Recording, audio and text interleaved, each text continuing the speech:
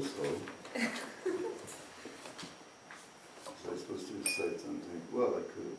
You can do whatever. That's interesting talking about showing those wonderful forms. I discovered this one form, the high boon. I don't know if I'm pronouncing it well. I was telling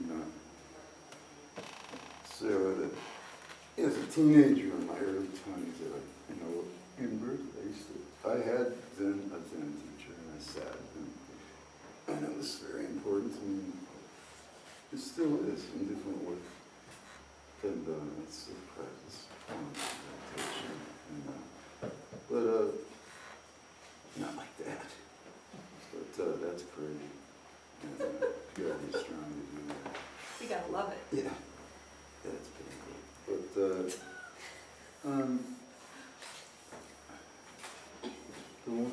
the wonderful, simple idea of writing a little prose diary entry or journal entry about the context of the poem, how it came to be that he wrote this poem, and then just presents the poem. And he already raised the haiku out of the sort of party game, thing that was existing in nature poems or into a high, the level of art so shocking and high that it's almost the equivalent of Shakespeare, I think. In some ways. I've been doing some of those. I'm just talking about this because we're just... Sorry. I'll do this. Like, I'll go off on a tangent. I'll endlessly go off on tangents. I'll try to keep to the subject, or we don't even know what the first one is yet. I've already gone off on a tangent. That's great.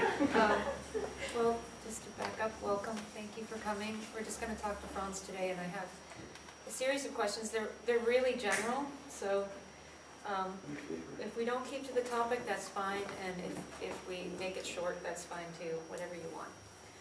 So, and some of these questions are really, differ very, very general. So, the first question is, what does it mean to make a poem? Oh, I've thought a lot about that recently. It seems to become very simple to me recently. For me, it's simply a place, an improved, actual place to go to walk around.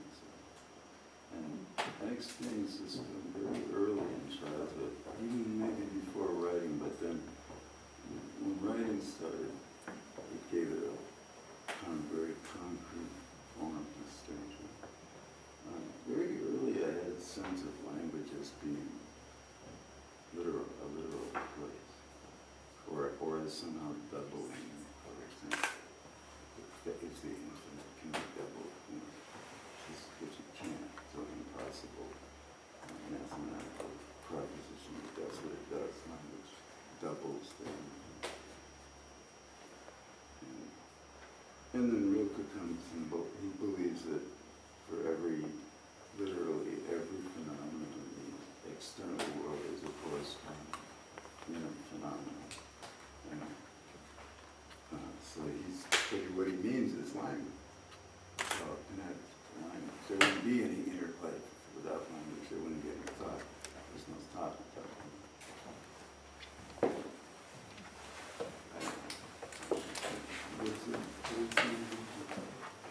Oh yeah. Well, I was reading. Really, for me at first, it was a shield against the world. That line in Joyce in Portrait of the Artist, burying my chalice safely through a crowd of foes.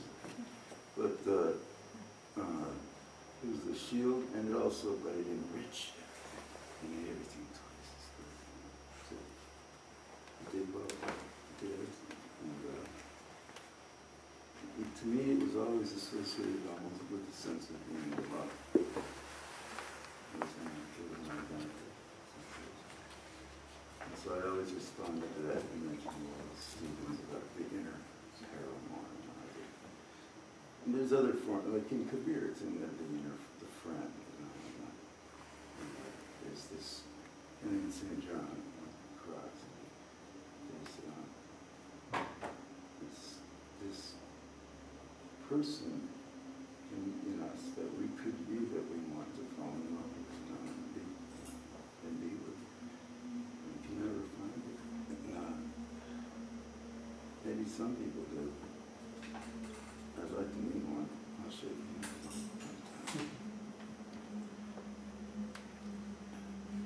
But to me, it was to go. It was an improved, like Hart Crane said, I was promised an improved infancy.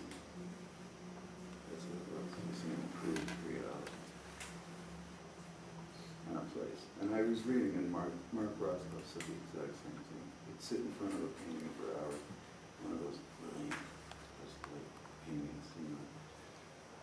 He said it's a place to go with, where I'm happy. Great. Thank you. This is the second question. What is the role of beauty in a poem? Or your These poem? are general questions. Beauty, you'd have to ask the old question, wouldn't you? What's beautiful? What's beautiful? How do you define beauty? The best way I ever saw it was Sappho saying, some people say, like a herd of black horses running across the plains with the sound of beautiful. Some say a flotilla of warships heading out from the port are beautiful. I say, whatever one loves is beautiful. Wherever you go, that's what it's you have certain special, you have private places and your ideal places that you inside you memories of times when you had, when you felt the way you're constantly in childhood having the experience of feeling like you're just about to see through it to the way things really should be. You feel like that right away.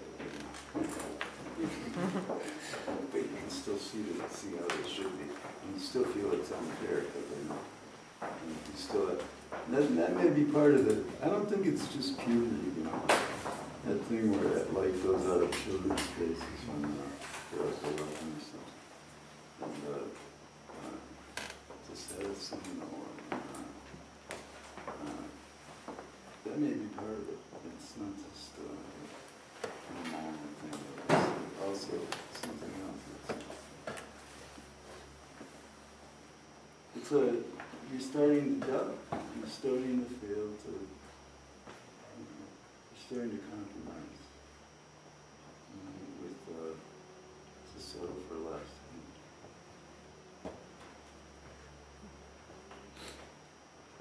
Okay, here's a third general question. Well, this is a little more specific. How do sound and vision intersect in your poems when you're writing them? Sound. Oh yeah, it's just those are very fundamental. For me, I mean, it wouldn't be going on at all without something like that. I mean, it's one of the there's a few major things that happen that keep obsessed with it, and one of them is the musical quality. If you have that in your body, we're talking about being wired in bad ways, wired in good ways too. And my father listened to man. It's funny, sometimes people who come from very uneducated, very working class background, my father become obsessively learning, when I was he was so enraptured with classical music. He would make me sit and listen to it. You want to do other things when you're a little boy. Or then sit and listen to "Thou art a soul in bliss, but I am come upon a wheel of fire, with mine own tears to scald and molten lead." You want to get down on your knees, and I did once. I crawled out of the room. I didn't even hardly notice.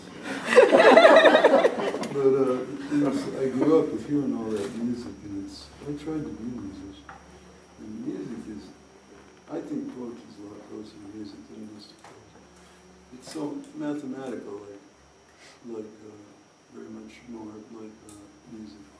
It has it both is an object, it's still and stands still in time like an object, a visual object. It's an object, but then on a page. And at the same time, it flows in time. If you read it, it will take a certain number of seconds to read, like a piece of music. And there's beats and rhythms. And spoken poetry is inconceivable to people until quite recently. The Elizabethans, after that,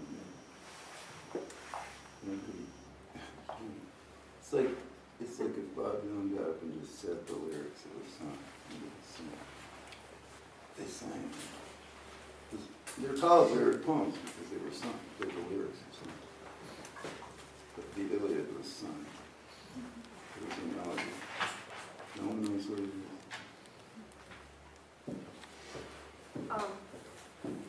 What was the first poem you ever wrote, and what were the circumstances? It's so fun. I don't know. No, it was a very, one day the next thing I woke up. All I know is I was staying up in this place in Northern California. I used to go when I was a teenager.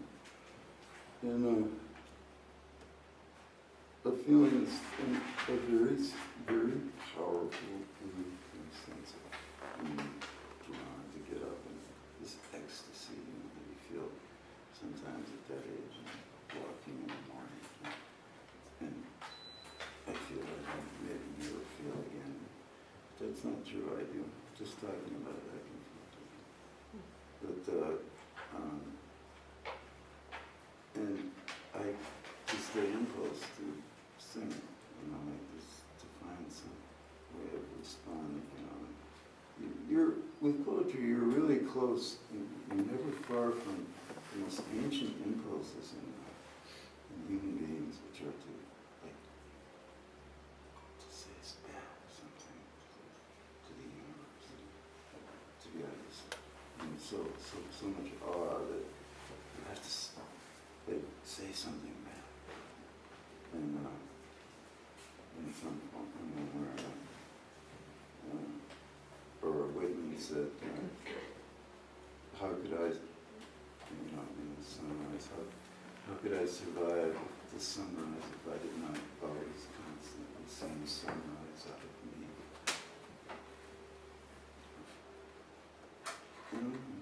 See, by the time I finished trying to answer, I forget what you asked. What was the first poem? Oh, well then I went out and wrote this. It had 7 lines. I can almost remember it word for word, and anybody who will ever see it, I'd have to kill them.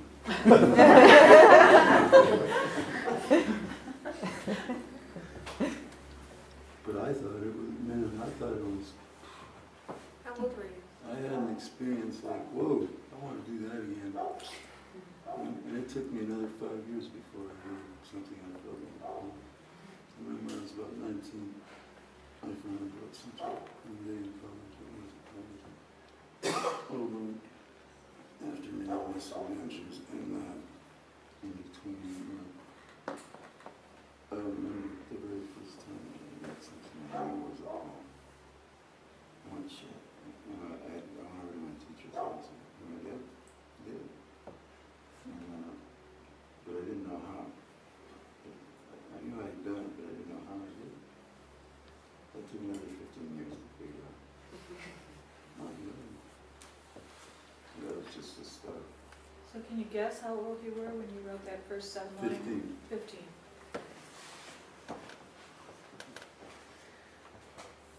That kept me going Yeah. for 4 or 5 years. I believed that I was going to have that experience again. And I didn't have any problems at that time, but I believed that I would again. It was too real. I knew it couldn't be an illusion.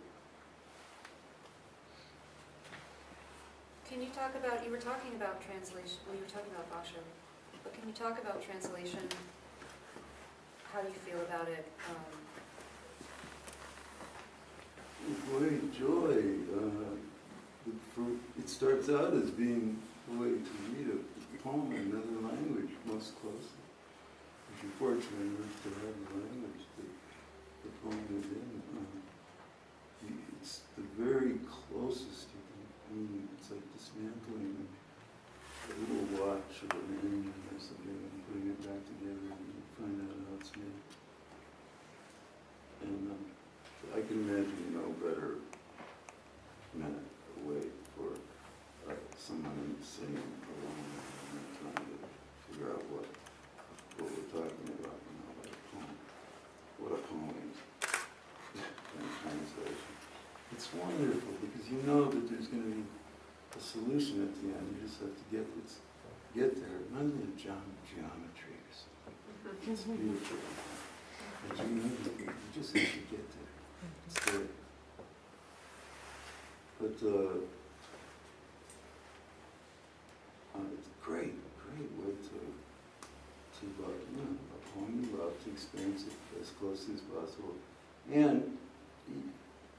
you have an impulse, a natural impulse to want to translate it after a while. I believe only certain poems can be translated. No, translation is impossible. It's totally correct. In the first place, to do it, but we're glad that certain people do it. I'm very not glad that other people do it. It grieves me, for example, that generations of people think Stephen Welsh was relative, sons, that causes me physical, terrible pain. It really does. Can I just follow up, Katsura? The first work of yours I knew were the translations of Rene Char. And I'm just kind of curious what drew you to Rene Char back then. Well, that was a weird story. I just loved, I had come up against poets like Hart Crane, and he's the one that comes to mind where I felt like I was learning to read all over again. There was literally a night when I suddenly could read now. Like the moment when you're a child and you suddenly can read. And then I was looking for higher levels of that. And Char was really the highest sort of level of the sort of lyrical, absolute language. More than Mallarmé, it seemed simple-minded to me. Char is like Rimbaud as an adult. It's great, It's like he does all the things, he derives very, very much from Rimbaud. But he's an adult being Rimbaud. He's an adult Rimbaud. It's irresistible, And he's so charming. But it's the same thing, like, what? I would show, I don't really know French, and I would get friends who were fluent. Ezra Pound said, get someone who's fluent and get a poet, and put them together. And it's like one very good method for translation. It's an excellent one.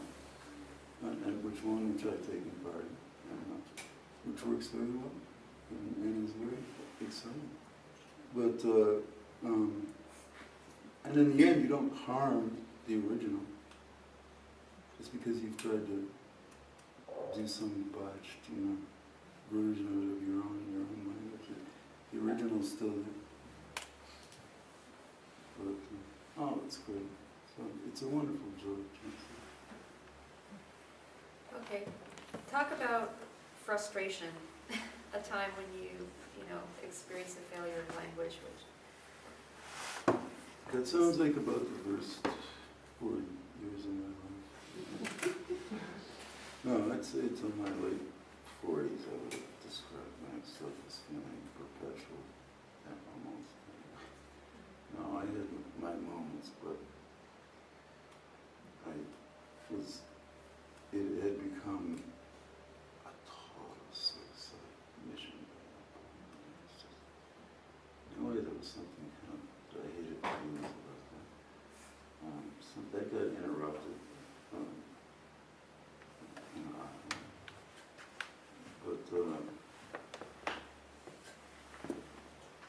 It was just, everything was so hopeless.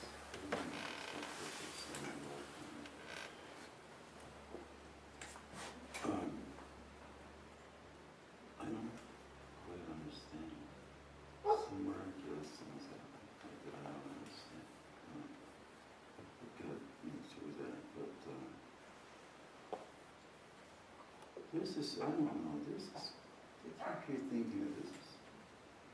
All my life I thought about this line in Rilke's prose somewhere where he says, the poem is the result of having been in terrible danger. And that I can, there's just no other way for me to describe, and then having this ecstatic sort of triumph, overcoming.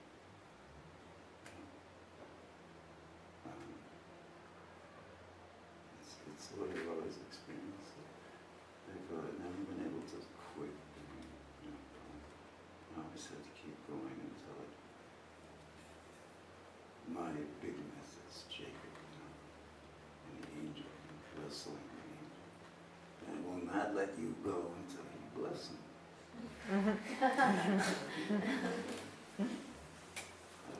That's Okay, this is taking a different direction. What advice would you give high school students who want to write poetry? there's something, the obvious, that we could do something else right. No, I think that if people understand it, they just have a love of language, and it's just some, like the way I like paintings or something. I don't have to be like a painter or a fanatically, it's my life, my breath. I don't think, it's wonderful that people have a love. People have always had a love. Should be popular. It was very popular. And in many cultures, it's a very popular, like wildly popular art form still. And except in certain crude, like, helpless form of the first world country. I don't know.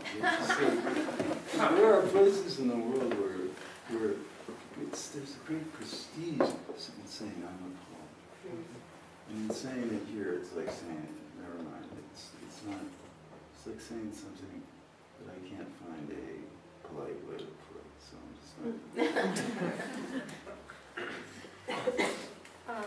So your advice would just be to them, just to love it, read it. Well, you just tell them to go read what everybody, tell them to read the famous, the old Aunt Rilke, Letters to a Young Poet, It turns out to be, he means it.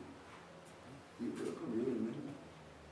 He said, if you can ask yourself, will I die if I don't do this? Will my soul die? Well, you better do it. And if you can't say that, then you better not do it. That's all. I think it's that radical. Doesn't mean you can't love it. Loving it is a gift in itself. To have a love for poetry, my God, it's like just to love to read is such a gift already. But, oh God, how wonderful it would be just to read and not have to write. It ruins reading. It does, it ruins reading. So here's a pretty specific question. So I know you know these famous lines by Adorno, to write a poem after Auschwitz is barbaric. And then Jerome Rothenberg said back, after Auschwitz, there is only poetry. Yeah, that's a very old, that's an old argument, thing that's been argued for so long. And it should be, and it always will be, it always has been in some way. It's the question of our higher selves, and our lower selves, and can we live like this in this higher world that we can imagine? And there have been periods in history when people have lived up to that for brief periods of time. That's me again. No, it's the Adorno thing. But I guess the famous Adorno thing. the question is there anything that poetry can't approach?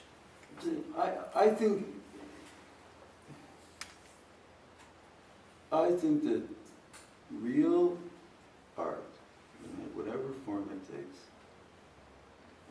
we said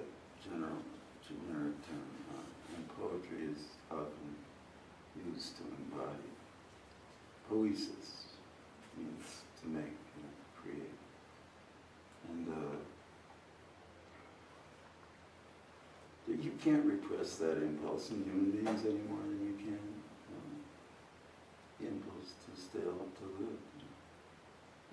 It's part of, if we didn't have this joy going through us, we'd all kill ourselves. Try not to. But sometimes, but as we all know, it's,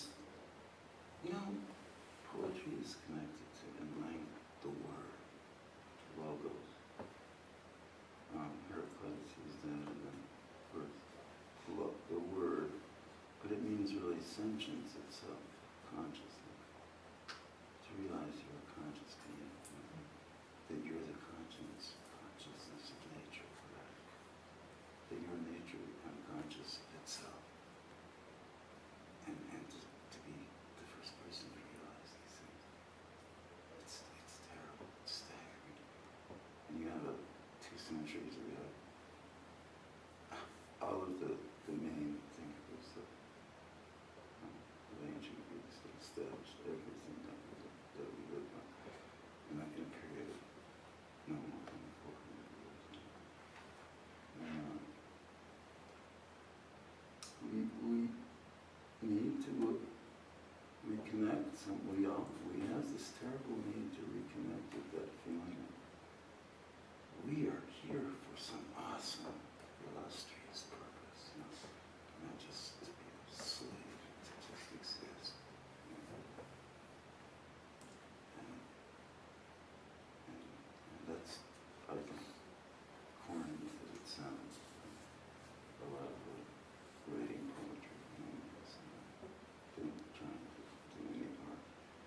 But I always come across as so pedantic about it. I really mean it. You don't have to be a master at it. Just if you like, it can be something you like. You don't have to be like this monomania, nothing else, matters in your life. Like me, that would happen to me. I mean, it would just be the only thing I had. And that's crazy. Because I always had everything backwards. I thought if I suffered enough, then I would have earned a poem or something. It's absurd. No, I found out, if I fixed myself and if I was happy, then I would write something. Real, heavy duty realizations like that when you're 50 or 40.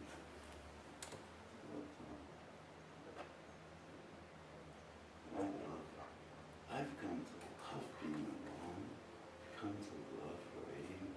I've come to love. I hate it. Jesus Christ.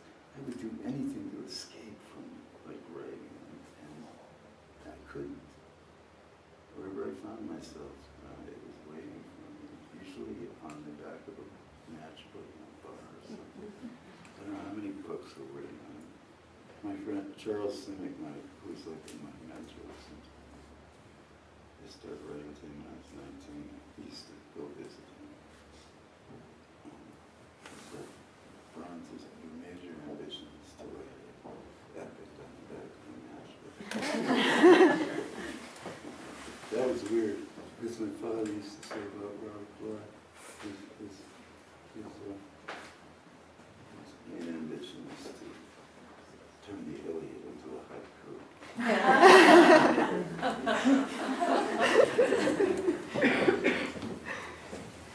So, the next question is just about your work and what's the... That's not work, that's fun. Okay, your poetry. What's the future? What's going on next? God, they're not doing nothing yet. I feel like that's something. I don't know, of course. It's like I just have this book, and I'm never going to write enough better books than this. You reach a peak. There's I don't know. I wrote 2 more after that. One's done. Another one's almost finished. The next one after this will be of interest. I don't think, yeah, I could be of equal interest in someone. I brought it. I could read something for one if you want, but That'd be great. I'm very happy about it because mainly because of its title, F. I cannot tell you how happy it makes me. It will make me smile on my deathbed. The thought of people walking around in, like the Coop or somewhere, or the Harvard bookstore, and saying, "This is F." F is a very potent letter in our.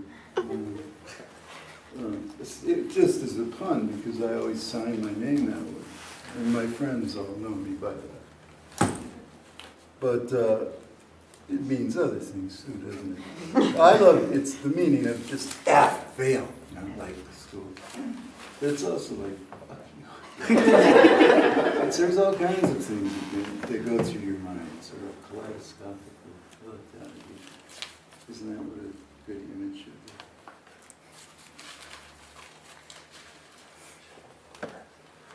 Yeah, it is. It's the most like structured. Well, I've tried to do this before, but failed. No, I tried it a couple times. It didn't. It worked out more. It didn't work out that well. Nothing I do works out that well, but I have my moments. And this one I think really has a great better symmetry. It has 4 sections. The second section is Mariella isn't, no, she's not here, right? The Mariella Griffer, who is nearby in Grosse Pointe, has done some beautiful chapbooks of mine. I wish I had more. This is one she did. That's one section of this book. It's one long poem. It's a 20-page poem. But the first section has about 12 or 13 poems. The second section is this long poem. There's a section of about 14 poems that I rewrote from the past, from 20 years ago, 25 years ago. I got permission from places where they'd appeared in obscure places. I got permission to rewrite, and did I? I mean, I really, they turned into, the transformation of them was phenomenal. And yeah, it was a lot of fun to read. And then the last section, that's another just 12 or 14, 13 poems. So it looks nice. I'll read you the high poem let me just read it, okay? I think I put that in. And I don't even know if I'm pronouncing that right, but it's just, I just love his, he's one of those people in literature that are not literary at all, and that are more like friends, you know, person. You feel like you hear the way they spoke, you know, the way you know a friend's tone of voice and how they speak. You know, the Gospels have some of that quality. There's this person, and you feel there's really somebody that they're trying to imitate how he talks. You know, there's a sense of a real person's a personality, and it's so his is so adorable, you know, that, and the humility is so real, and humility is the infinite power for an artist.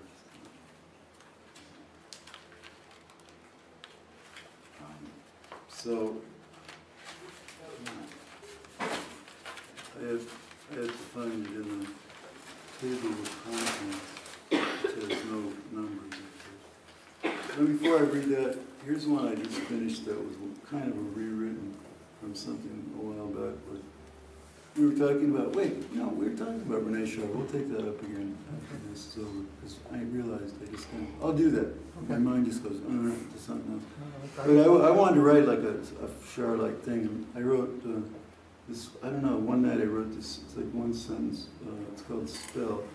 Some fish for words from shore, while others, lacking in such contemplative tact, like to go wading in up to their chins through a torrent of bone, chilling diamond, knife raised, to freeze frame, incarnadined and bid as with hermetic wine, flow on again, ferociously, translucently, name writ in river. That would be what I learned to call the lyrical absolute. That's the place where language goes off into literally, into being meaning, into being just music. And then whatever it randomly says at the same time, which turns out to be it's really strange. Anyway, I know what you just, I read, for a while I would read them every morning. It just kept me, it made me, it's the only way I could. Yeah, it's just three of them, they're short. And this is what I was talking about. This, you're the name of your artist is what? Thank you. Well, he says in this one, in this poem by Basho from 1692, I am acquainted with a Kyoto monk by the name of Unichiku, who once did a painting. Maybe it was a self-portrait, I don't know. It showed a monk with his face turned away. He asked me if I would write something on it, so I set down these words. You are more than 60 years old, and I am almost 50. We are both shadows in a dream. And because he uses the same image, shadow in a dream. The same dream, maybe. Then, as if talking in my sleep, I added my poem. Turn and look back at me. I am so lonely. Cold fall night.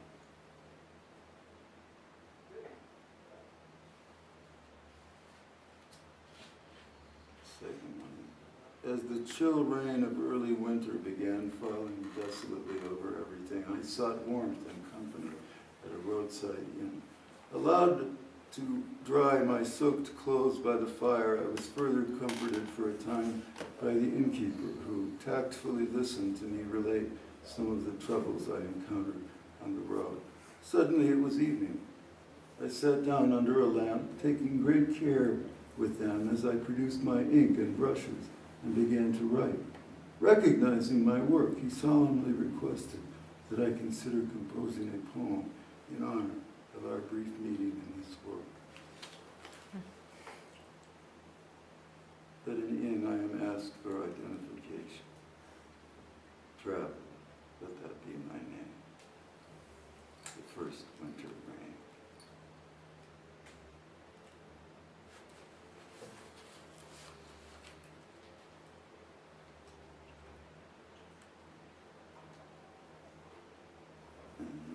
The last one is, wherever I travel, wherever I happen to find myself, I am not from there. In fact, the whole world is just such a place to me. I've spent the past 6 or 7 months on the road, a nocturnal traveler who has survived so far many devastating illnesses as I made my way onward. I found the more alien I came to seem to myself, the more I missed beloved faces, lifelong friends, and aging students, until my steps were drawn irresistibly back toward the outskirts of Edo, to be present-day Tokyo. And sure enough, day after day they appeared, coming to sit in the small hut of a poor man and talk to me. I had nothing to offer in return except my poem. I am still alive, but why? Silvery grass that withered at the touch of the snow.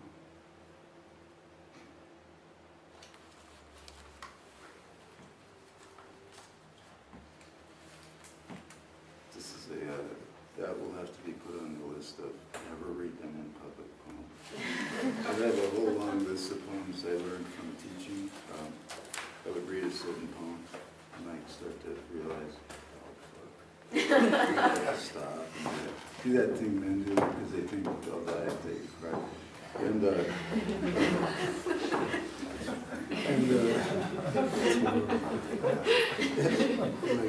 I'm going to have to strangle myself to death if this isn't. It's second only to the shame of failing to live longer than everyone you know.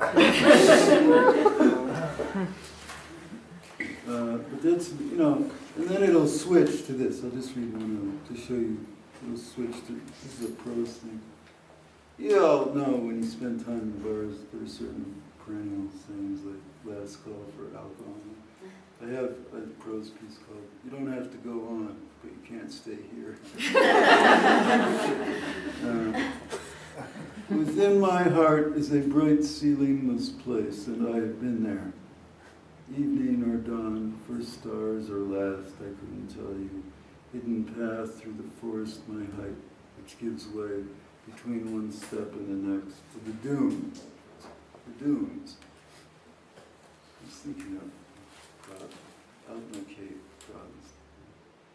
It's coming back to me, endless identical dunes in their muted other planetary light. If I turn around, the trees are gone. This is where it begins. It's the same every time. Mirror, mirror in the mirror, now who's living with a gun to his head?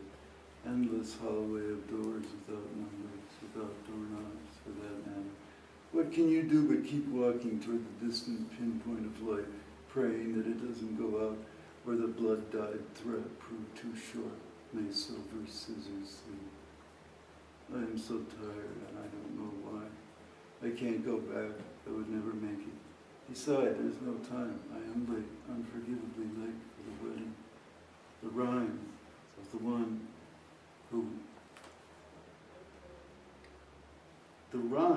one who has actually been there but cannot remember a thing, and the one who vividly remembers a place she has never been.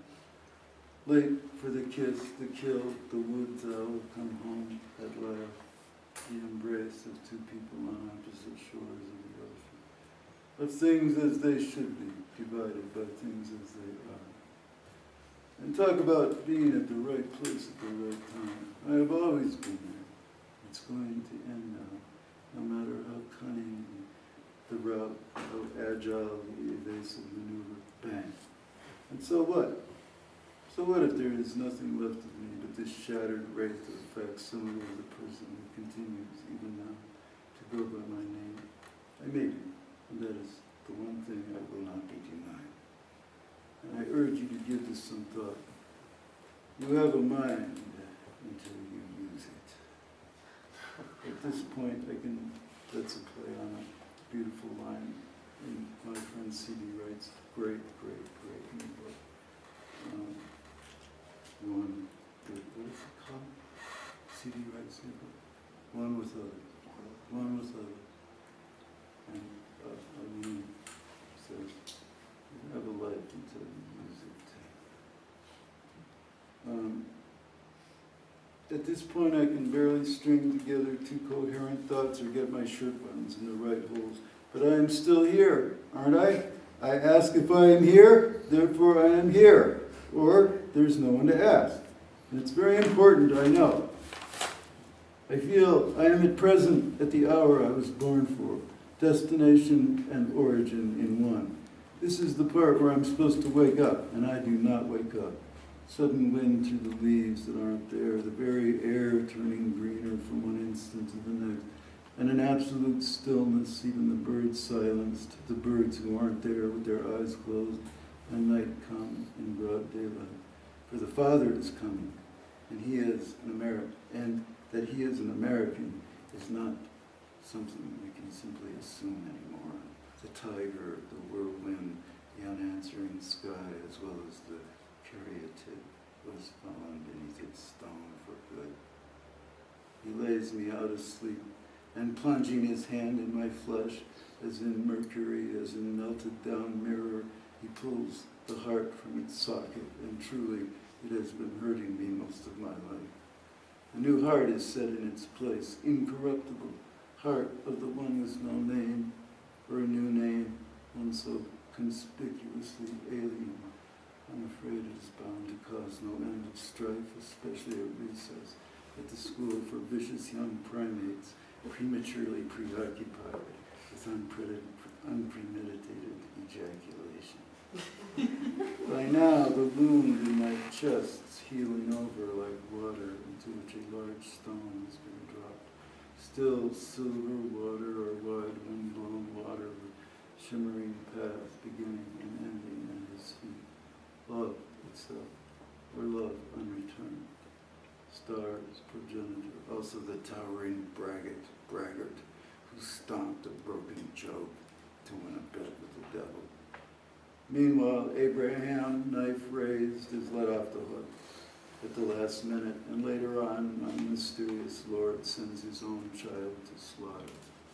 Now there is a book I keep meaning to read again, cover to cover, the way I did as a boy. If I could only get out of bed, if only I could break these restraints which, after all, aren't really there. This is where I can always be found, I regret to say, repeating from beginning to end the terrific reasons for being alive. And it's getting us nowhere. How about a story? There once was a man who dreamed he walked to heaven, and bending down to pick a tiny eye-blue flower from the grass, he woke to find himself holding that flower in his hand. I think I know just how he felt.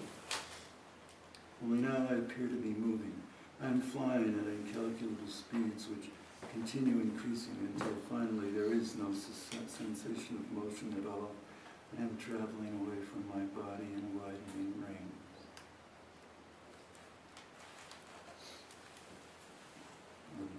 That's from, of course, Samuel Taylor Coleridge's wonderful little passage in his journal. What if a man were to pass through paradise in a dream, and as a token that he had actually been there, be given a blue flower, that when he woke he found what he was holding in his hand? What then? He said, what then? Thank you. There's one more question. So I said last night, we were talking about Ikki, whose name means one pause, and his time period in Japan, 15th century, everybody read poetry and knew poetry, and you really weren't considered a human being if you didn't. Right, it was more popular. But then we have to remember that that doesn't necessarily mean it's at its peak once. Oh, that's interesting. Well, because the question I had was, what could we do now to make that more the case in America? But maybe you're saying... I don't know the answer to this, because I know there are cultures in which poetry, as I said, has great prestige. And there are cultures where it's almost, to say you're a poet is almost to admit to some sort of felony, like ours. I don't know. I used to think the Russians always, they always had it over on us because they killed all their poets. But we don't do that here. We found like a much better way to like songs. It's so cunning. It's beautiful. It's just, you can say anything you fucking please. And we just won't be in touch. And we'll just start with it. Man, when you got Russian and then you said something, they listen. And they killed you. Which is a better place to be? I always thought it would be wonderful to be a Catholic in China. But I know there's something racist about that desire, but I have this fantasy. Things like that, but being in a real situation where it's a danger, where your love is purified by the fact that you put your life in this. I was always conscious of being willing to do that for writing. It took me so long to distinguish between writing and religion, thinking writing was a religion, just stupid. But there is something that is religion, or whatever that word we use. And some religions, I use the term really loosely. Even more so, even can even mean psychological thing. But,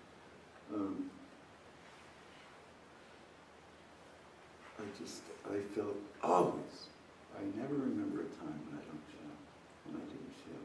And it's not something I'm like bragging about, it's something that absolutely horrifies me, really. I can hardly bring myself to think about it, but I was quite conscious many times that I was not going to do anything. I was going to die. And was get serious and consider myself. Use that concept, the art, that concept, art, and it worked real good too. Something takes care of us before it gets totally. If you throw yourself off the cliff, you are caught. Not very many people do, but a lot of people claim to.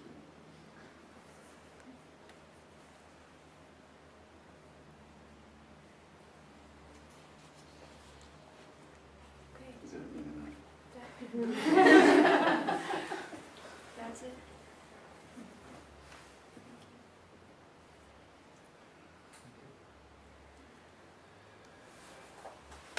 And aren't I articulate? Like I never realized that. I'm alone all the time. I just talk to myself. Grunt. So grunt.